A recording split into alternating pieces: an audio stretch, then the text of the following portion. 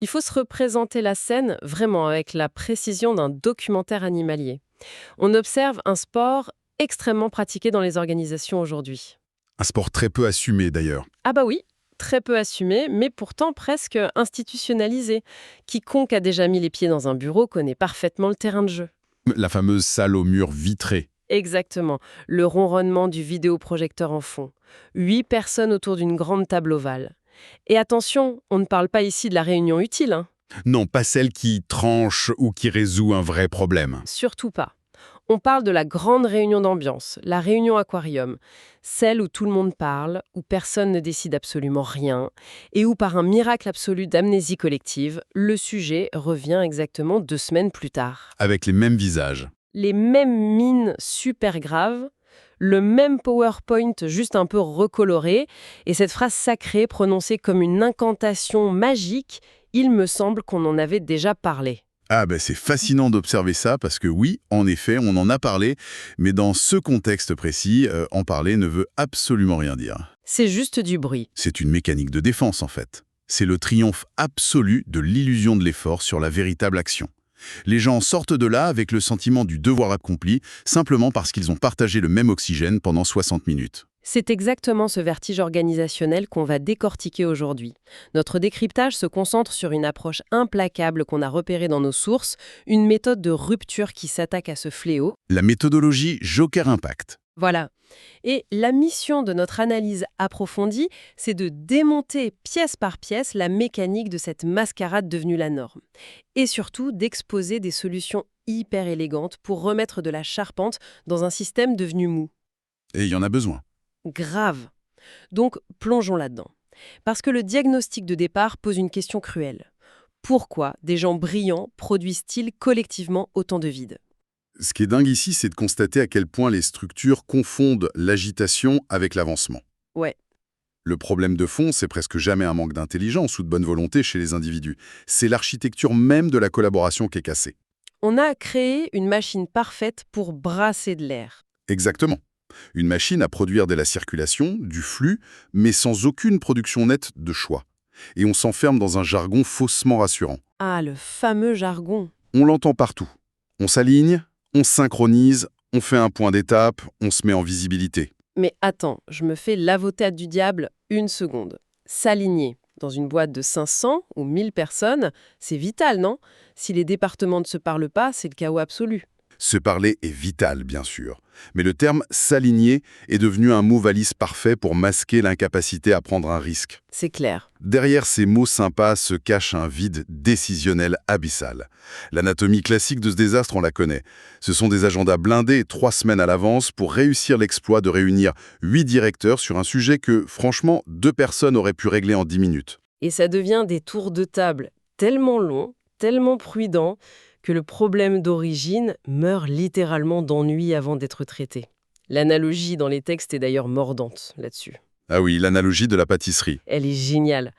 Parler de transformation dans ces réunions d'ambiance, c'est exactement comme parler de régime en bavant devant une vitrine de pâtisserie. C'est très visuel.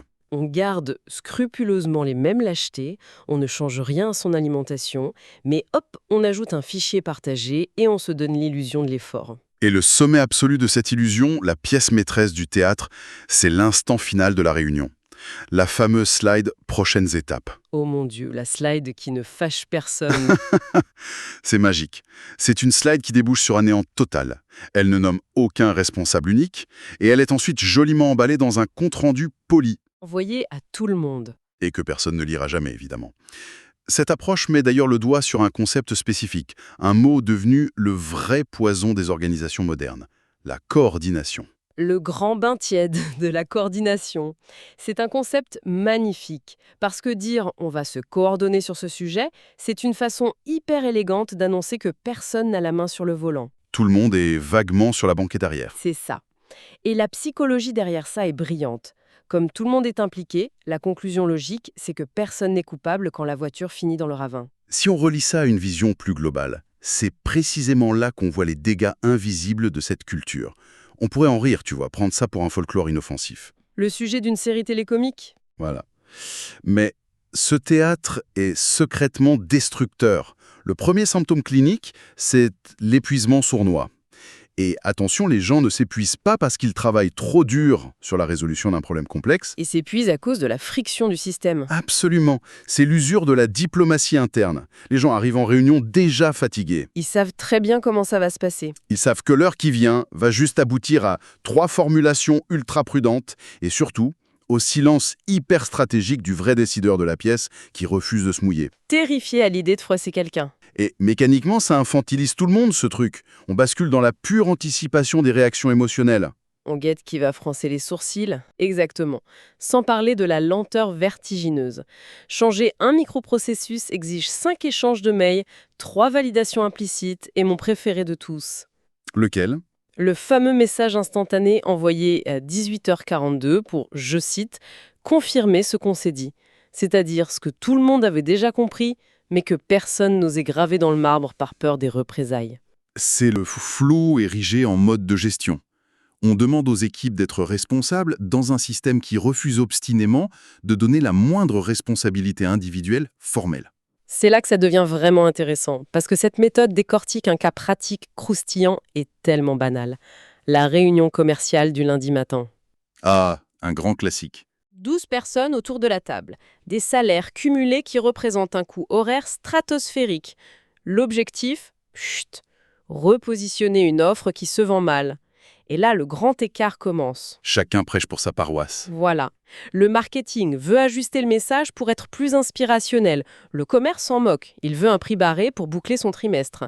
Les opérations, au fond de la salle, paniquent parce que l'offre est techniquement intenable. Et au milieu de ce chaos, que fait la direction générale ? Elle demande la quadrature du cercle. Le dirigeant prend un ton visionnaire et exige une offre, écoute bien, premium, mais très accessible, ambitieuse, mais prudente financièrement, innovante, mais sans aucune prise de risque. Une impossibilité physique absolue. Totalement. Et le résultat de la réunion, un brouillard complet, avec la conclusion terrible. Bon, c'était très riche, on avance sur une V2 et on revoit ça la semaine prochaine. Et c'est là qu'il faut regarder ce qui se passe après dans la réalité. Chacun repart avec son petit bout de flou. Le marketing fait des slides magnifiques, mais hors sol. Le commerce ignore la réunion et vend l'ancienne offre en douce. Exactement. Et 3 semaines plus tard, c'est le mur. Les incohérences éclatent, c'est ce qu'on appelle le rework. Refaire intégralement un travail parce qu'il a été fait sur des bases floues. Ça génère un agacement collectif monstrueux. Ce qui est dramatique, c'est qu'en interne, on a l'impression d'avoir une vie palpitante. L'entreprise vit son petit feuilleton, ses drames de couloir. Pendant que le client paye l'addition. Mais oui, le client clique sur le site, il se perd dans la nouvelle offre incohérente et il abandonne. C'est lui qui paie le prix de ce désordre poli. La conséquence la plus dangereuse à long terme, c'est que l'anomalie devient normale. Les meilleurs éléments de la boîte finissent par se retirer intérieurement. Il lâche l'affaire. Ils deviennent prudents, puis ironiques à la machine à café, et finalement, purement mécaniques. L'organisation s'habitue à vivre sans aucune netteté. Alors face à ce diagnostic accablant, comment on casse ce cycle ? C'est ici qu'intervient la méthode Joker Impact. Un nom de code qui a du sens. Voilà, c'est une architecture de l'action, justifier la présence, objectiver la discussion, cadrer les rôles avec un K pour Key People, exécuter et rythmer. Ça commence par refuser de voir la table de réunion comme un autel sacré où l'on dépose ses angoisses. C'est un changement de paradigme. La règle du haut. L'objectif, il faut impérativement qualifier la nature de l'échange. Est-on là pour informer, instruire, consulter, exécuter ou décider ? Mais attends, si j'envoie une invite avec juste écrit point d'avancement, c'est pas suffisant. C'est la pire chose à faire.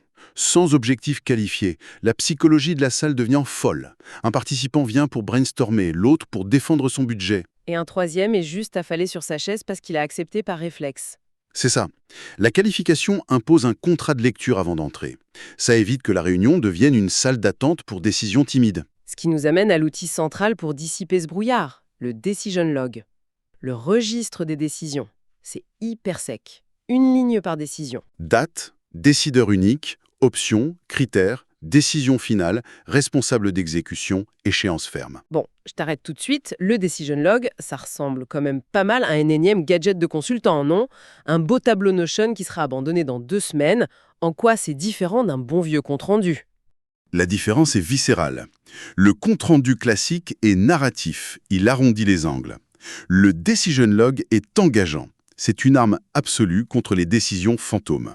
Les fameux « je n'ai jamais dit ça ». Sans ça, on joue au loto du souvenir. 2 lots plus tard, on entend « Ah bon ? Pour moi, c'était soumis à validation ». Le Decision Log tue ce folklore de l'improvisation théâtrale. On n'est plus dans l'émotion, c'est écrit noir sur blanc, et la clé là-dedans, c'est les critères, l'art de fixer les critères avant de débattre des options. Ah oui, l'exemple du recrutement est parfait pour ça. Typiquement, on dit « il nous faut le bon profil », ce qui ne veut rien dire. Et le groupe choisit à l'émotion. Le manager adore l'énergie du candidat A, le RH aime le diplôme du B, et le DG a une intuition pour le C.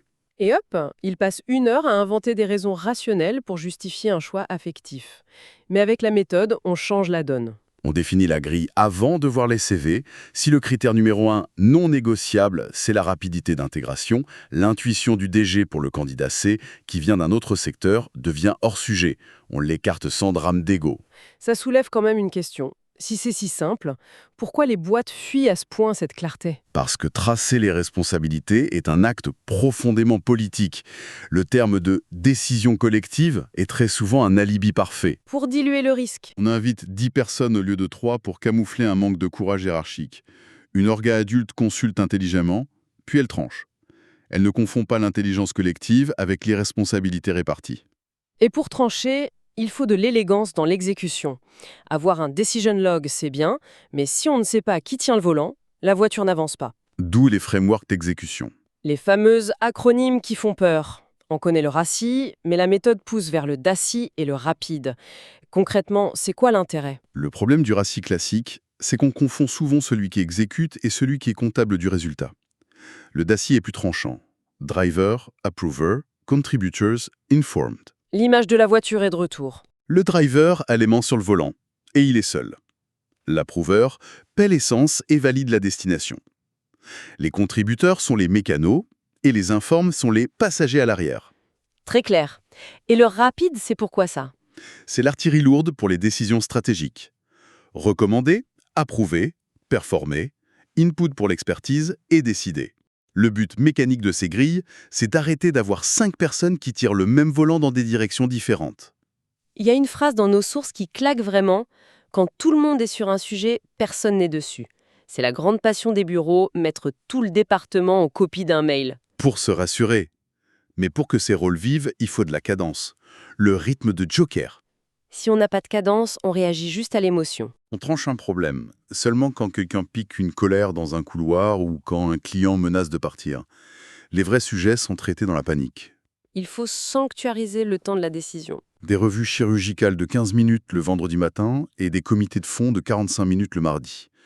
Une structure mature ne décide pas selon l'humeur de son patron. Et pour soutenir ce rythme, la méthode impose des rituels, des vrais garde-fous. Le premier, c'est le fameux pre-read, le document de prélecture. Indispensable. Envoyé 48 heures avant, contexte, question unique, options, critères, recos. Le but psychologique de ça... Tu es dans l'œuf les 20 premières minutes de la réunion. Ah mais c'est exactement ça. Sans pre-read, le gars s'assoit et dit « Bon, pour ceux qui n'ont pas suivi, je vous refais l'historique depuis 2023. » Et là, c'est l'effondrement collectif. SIF est une vraie marque de respect pour l'attention des équipes. Et le second rituel verrouille la fin. C'est la règle des 2 phrases finales. Très tranchant. À la fin, le driver de prononcer à voix haute « La décision prise aujourd'hui est, le responsable de l'exécution et l'échéance ferme sont ». Et si le temps est écoulé, que les gens rangent leur PC et que personne n'est capable de formuler ces 2 phrases? Alors ce n'était pas une réunion de travail. C'était un pur bavardage mondain. Un club de discussion très cher payé. C'est le test de vérité. Pas de réunion sans finalité qualifiée, pas de sujet sans décideur nommé, et pas de comité élargi pour camoufler le manque de courage. Bon, qu'est-ce que tout ça veut dire au final, si on fait la synthèse de cette plongée vertigineuse dans nos propres travers? Une entreprise ne manque presque jamais de temps matériel. Ni d'expertise technique d'ailleurs. Ce qui manque, ce sont des tuyaux clairs pour transformer la parole en choix, et le choix en exécution. Tout le reste, c'est du mobilier. De la déco organisationnelle, ces comités qui se réunissent pour prévoir la prochaine réunion de coordination. Et ça nous pousse vers une conclusion assez radicale mais nécessaire. Il faut avoir le courage d'enterrer les réunions zombies. Ah, ces invitations récurrentes de l'angoisse. Créé en 2019 pour un projet fini depuis 3 ans, mais qui se duplique toutes les 2 semaines. On y va par pur réflexe pavlovien, on parle dans le vide, et on en ressort avec 1 heure en moins. Faut tout nettoyer par le vide. Et pour clôturer cette analyse, on a une petite pensée provocatrice à vous laisser, enfin, à laisser à ceux qui nous écoutent et qui arpentent ces couloirs tous les jours. Une expérience de pensée. Imaginons un instant que chaque minute passée dans ces réunions sans décision, ces bains tièdes de coordination, soit directement déduite en euros du budget de son propre département. Aïe. Combien de ces fameux points de synchronisation survivraient jusqu'à demain matin? Probablement aucun. Il est peut-être grand temps de commencer à regarder son agenda quotidien non plus comme un banal emploi du temps, mais vraiment comme une scène de crime.